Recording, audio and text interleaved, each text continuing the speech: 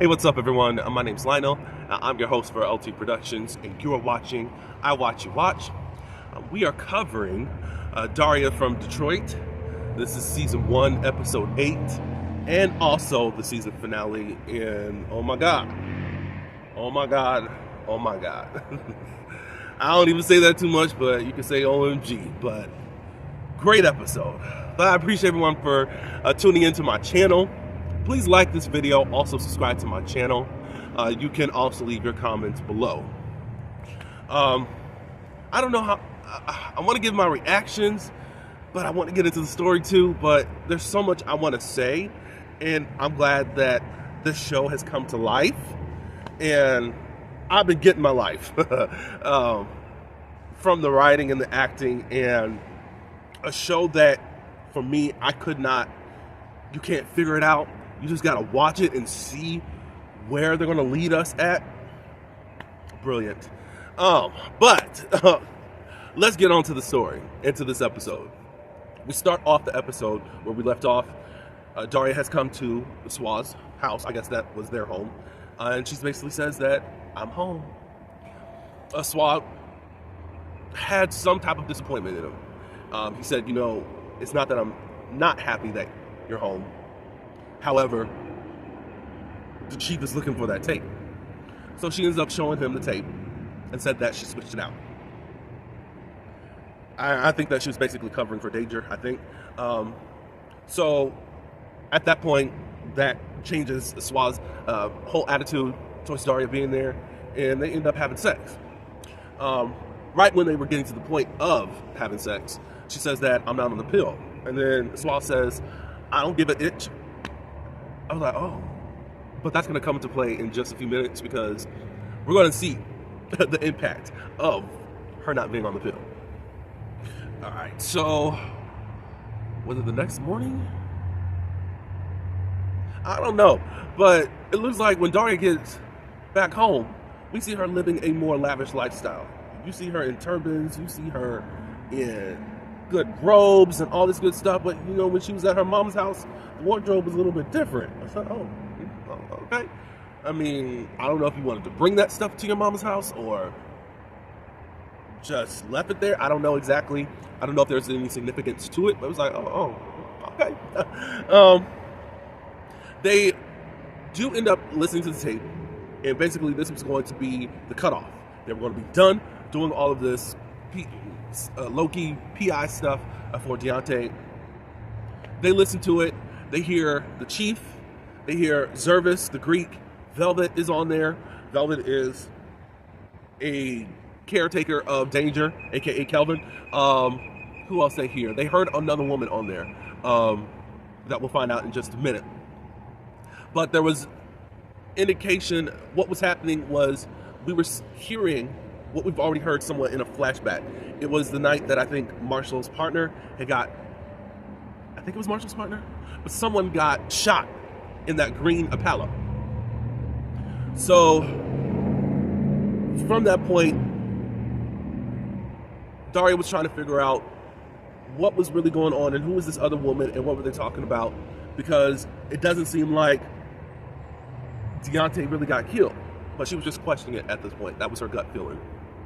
Anyways, her and Swa, they get to talking. For some reason, Diarra gets to the point where she's asking the right questions. Why did you tell me? If you love me, why did you tell me that you wanted an open marriage? He's given this roundabout bullshit answer, and Diarra was like, okay, was this a diversion? What was really going on? If you didn't even want an open marriage, he was saying, we were fighting. And she was like, we were fighting about fertility doctors. What was really going on? So, as I said in the beginning, where it was going to come to play of when Swab did not give an ish that she was not on the pill, we find out that during his first marriage, that Swab had a vasectomy. I was like, Swab, I started rooting for you again, because Diarra had this hunch that Swab was lying about something. She thought it was that he was cheating this whole time. No. This ninja had a vasectomy and never told this woman. I'm sure this woman has been going out of her mind because, especially for a woman, it does mean something if you can or cannot have a child. At least having the ability to have a child. That's something. She's always wanted children. I don't understand, Swab, why you would be spending all this money, fighting with her for no reason. You were gaslighting her this whole time, when really you could have had a reverse vasectomy. So that really means you've never wanted children whatsoever. And you made sure that you would never have children. That is so deceptive. Now, I know Danger did some stuff. I just don't know. I don't know. You betrayed her in the worst way. And now I look at Danger's type of deception not in the same way, because it's not like this was over a case. You know, it's like, yes, she was deeply involved in it, but it was like, it's nothing significant. I just don't understand why you went through all of this stuff and you made your marriage hell. You made her leave. Because I was just trying to figure out where was the real breakdown in this relationship this whole time. That's why I'm saying this is the type of show where you cannot figure out anything. You just have to go with the flow and watch everything, every detail. Maybe you can get a hint of something. Maybe I'll get a Diarra gut next season now that I'm starting to get to know some of these characters. But I'm like, oh, okay. Anyways, at this point, Diarra booms up out of that house. She goes straight to Danger. Danger right now is in a therapy session with an unlicensed therapist that knows some of Diarra's business and what Danger, aka Kelvin, had been up to. I guess during one of the massages, he actually was fingering her. It was getting close to something being intimate. I don't know who Diarra is supposed to end up with, but we're gonna see maybe seasons down the road. And I said seasons, BET Plus. Don't play with us. Don't play with us. So basically, she interrupts the therapy session, and it's basically, hey, I heard the tape. I heard this other woman. Who is this other woman that was around a Velvet at the time? He said it was some woman slip and slide. It was a stripper. But then Diarra's recollecting when she was talking to the strippers a couple of episodes ago that the woman's name was Flora. She said that, Kelvin said that stripper was nicer than the other strippers would give him candy and all this good stuff. Then she came up with this theory of what if Deontay is not dead? What if Flora ended up, what was told to Kelvin is Flora took money from Velvet and ran away. And she said, at least Diarra said that, what if Flora took Deontay? And Kelvin said, that's impossible. Because I know where the body is buried at. So Diarra wanted to go dig up Deontay's grave. Not really a grave, because they never really had a gravesite, because he's been missing this whole time. So Diarra goes to where Kelvin knows that the body is buried at. They dig in there and they find out there's no body. There's a teddy bear that's buried in there in a bag. So at this point, Kelvin is upset but also relieved, because it's been heavy on his head for so many years. What, for 2-3 decades now? So it was also relief for Diarra, because she's like, I know I wasn't crazy. I just know that feeling when you know you have it in your gut and you know you don't have the tangible proof, but you know in your gut, hey, I'm not crazy. Deontay is alive. So at this point, Kelvin does release that Velvet has a shed with his lock, and he thinks that possibly Chris is there. Just to kind of back up a little bit, there was a shooting at Diarra's home in the last episode, and Reggie got hit. Reggie's been staying at Vonda's home. Vonda's been taking care of him and also hiding him out for this time being. Diarra goes to Vonda, and she just really needs some type of pep talk, because I need to do some crazy-ish, some Vonda-ish. And she gives her the right encouragement. You know, although you're afraid, you got to do courage to do what you are fearing right now. Reggie also took this time to break up with that DJ, and we're gonna find out this DJ is wicked. Okay, so let me move on. So at this point, Diarra has this plan. It's crazy AF, but she's got to do it and see it all the way through. They're going to create a diversion at Velvet's home. Kelvin is involved in it. Monty is there, but Diarra says, you stay out here and you be kind of the getaway person. You're a wife and you have children also. So I'll go inside and do what needs to be done. Basically, Diarra needs to go inside and get the key to the shed. So Kelvin goes in first and creates a diversion. He says that, Velvet's looking for the tape. And she's already upset because of what he thinks that Diarra, or what she thinks Diarra did with the tape. But anyway, he ends up telling Velvet that Diarra is making an agreement with the Greeks right now. I guess she has the tape right now. So Velvet sends her henchmen to go handle that situation.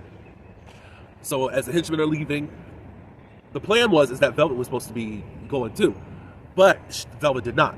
So Kelvin was trying to call Diarra to say, no, don't come in. Velvet is still here. Da, da, da, da, da, da, da.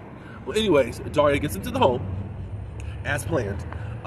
She ends up finding the key, and she's about to leave, and then all of a sudden, Roman shows up in the green Impala, and it's the one from back in 1995. He's delivering it, trying to see, is this enough for you to leave me and my wife alone? I want to be done with this whole situation with you guys. And Velvet said, no, that's not what I want. I need the tape. That's what I need. Da, da, da, da, da. So the henchmen come back and say, it was all a plot. The Greeks are coming after us right now. So at this point, everybody's got a gun up, and there's this shooting war between the Greeks and the Velvet's henchmen.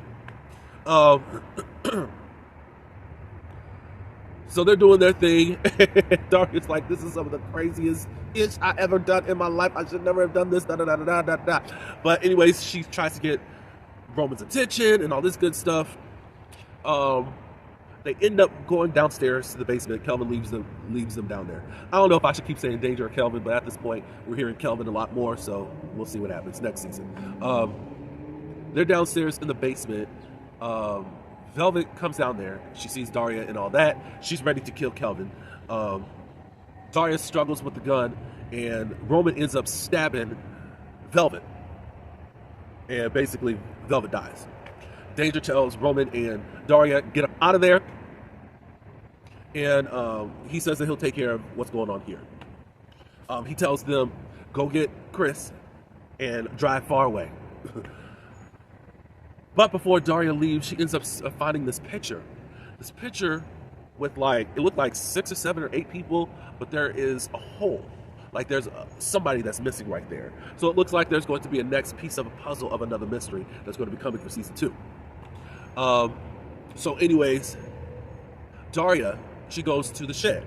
This is the same shed that we saw in the opening scene in episode 1 in the premiere. I said, oh, so that's how we're making connection, because I didn't really know that was she was telling us the story backwards, and I didn't know that. Like I thought the shed in the beginning was just a piece as far as where we're going to go in the story, but no, we kind of, how they wrote it is like it's almost to the end, but there's still a continuation as far as what we see. So anyways, Diarra goes in and she finds Chris there, and he does recognize her.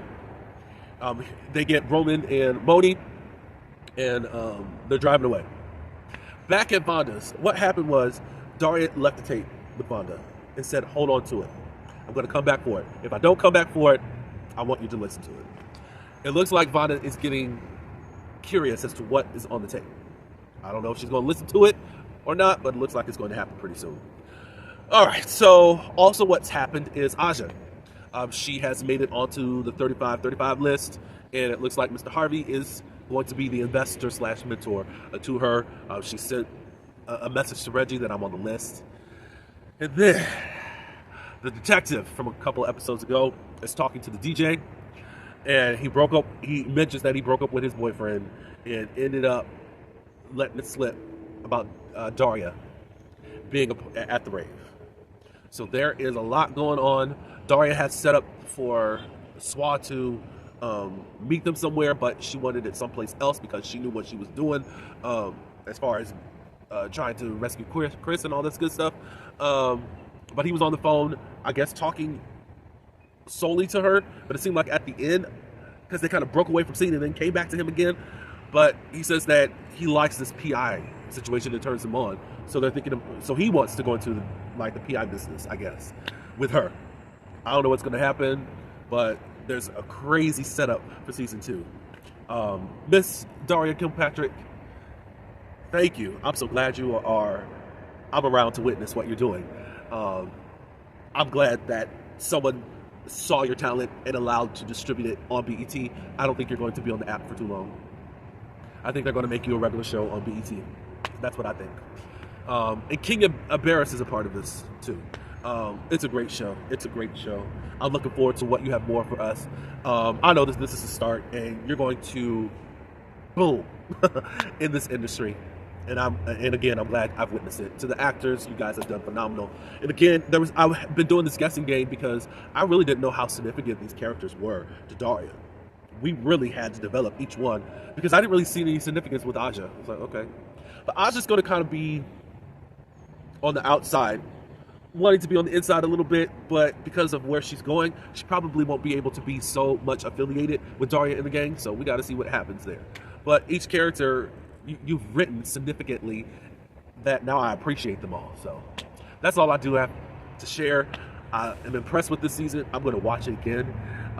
Hopefully, whoever is watching this review, I've convinced you enough that you're going to watch. Go to BET Plus. Subscribe if you have not had a subscription yet, and get into it. Until the next season and until the next video. I did mention that I'm going to be reviewing Single Man Problems. It was a web series turned into a movie volume on Tubi that I'm going to be covering this coming up Tuesday. So get ready for that as far as what you are not watching and why you should be watching it. I appreciate everyone for coming to my channel. Please like this video, subscribe to my channel, and leave your comments below. Until the next one, peace.